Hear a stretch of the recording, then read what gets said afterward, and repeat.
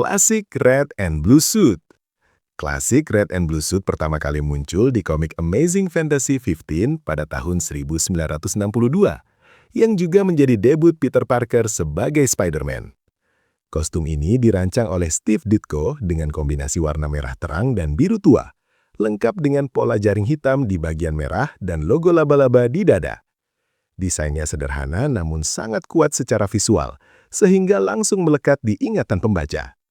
Versi ini terus digunakan di seri The Amazing Spider-Man dan menjadi standar utama di berbagai adaptasi film seperti trilogi Spider-Man karya Sam Raimi, The Amazing Spider-Man, hingga versi Marvel Cinematic Universe. Kostum ini melambangkan identitas asli Spider-Man sebagai pahlawan jalanan yang mandiri. Symbiote Black Suit. Symbiote Black Suit pertama kali muncul dalam komik Marvel Super Heroes Secret Wars nomor 8 pada tahun 1984. Dalam cerita tersebut, Peter menemukan kostum hitam misterius yang ternyata adalah makhluk hidup alien. Secara visual, kostum ini berwarna hitam pekat dengan logo laba-laba putih besar yang membentang di dada dan punggung. Berbeda dari kostum biasa, versi ini dapat menghasilkan jaring secara organik dan bisa berubah bentuk mengikuti pikiran Peter. Namun seiring waktu, Symbiote mulai memengaruhi emosi dan perilakunya.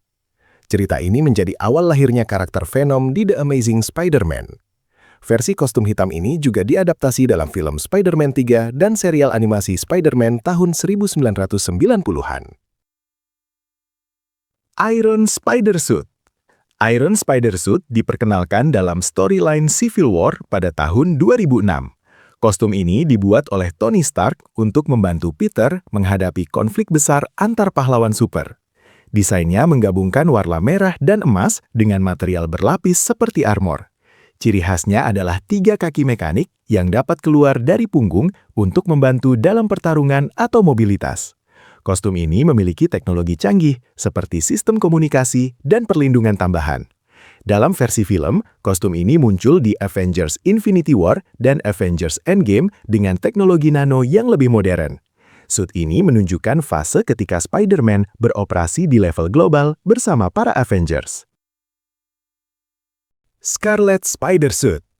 Scarlet Spider-Suit dikenakan oleh Ben Reilly, klon dari Peter Parker, dalam storyline Clone Saga pada pertengahan 1990-an. Kostum ini terdiri dari baju suit merah polos yang dipadukan dengan hoodie biru tanpa lengan. Desainnya terlihat lebih sederhana dan kasual dibandingkan kostum klasik. Ketika Peter sempat meninggalkan identitas Spider-Man, Ben mengambil alih peran tersebut. Scarlet Spider mencerminkan tema identitas dan warisan karena Ben berusaha membuktikan dirinya layak menyandang nama Spider-Man. Spider-Man 2099 Suit. Spider-Man 2099 Suit dipakai oleh Miguel O'Hara dalam seri Spider-Man 2099 yang pertama kali terbit pada tahun 1992. Berlatar di masa depan, kostum ini berwarna biru gelap dengan motif merah berbentuk tengkorak laba-laba di dada. Desainnya terlihat lebih tajam dan futuristik dibandingkan versi klasik. Miguel memiliki kemampuan berbeda, seperti cakar dan jaring organik. Karakter dan kostum ini muncul kembali dalam berbagai komik modern serta film animasi Spider-Man Across the Spider-Verse. Suit ini memperluas konsep Spider-Man ke masa depan dengan nuansa yang lebih gelap. Miles Morales Suit. Miles Morales Suit pertama kali muncul dalam Ultimate Fallout nomor 4 pada tahun 2011. Kostum ini didominasi warna hitam dengan garis jaring merah dan logo laba-laba merah di dada. Desainnya membalik komposisi warna klasik Peter Parker, sehingga terlihat lebih modern namun tetap familiar. Kostum ini menjadi sangat populer lewat komik Ultimate Spider-Man dan film animasi Spider-Man Into the Spider-Verse serta Spider-Man Across the Spider-Verse. Versi ini mewakili generasi baru Spider-Man dengan identitas dan latar belakang berbeda. Spider-Gwen Suit. Spider-Gwen Suit muncul pertama kali dalam Edge of Spider-Verse nomor 2 pada tahun 2014. Dalam semesta alternatif ini, Gwen Stacy yang mendapatkan kekuatan laba-laba.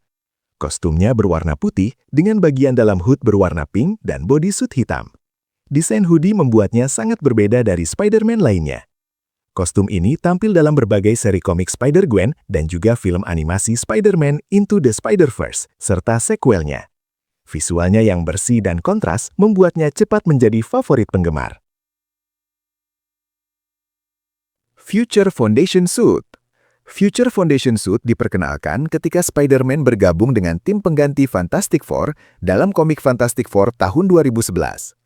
Kostum ini berwarna putih dengan aksen hitam dan desain yang lebih minimalis. Salah satu kemampuannya adalah dapat membalik warna menjadi hitam untuk mode stealth. Kostum ini mencerminkan sisi ilmiah dan hubungan Peter dengan Reed Richards serta dunia sains. Secara visual, tampilannya sangat berbeda dari kostum merah-biru klasik. Stealth Suit.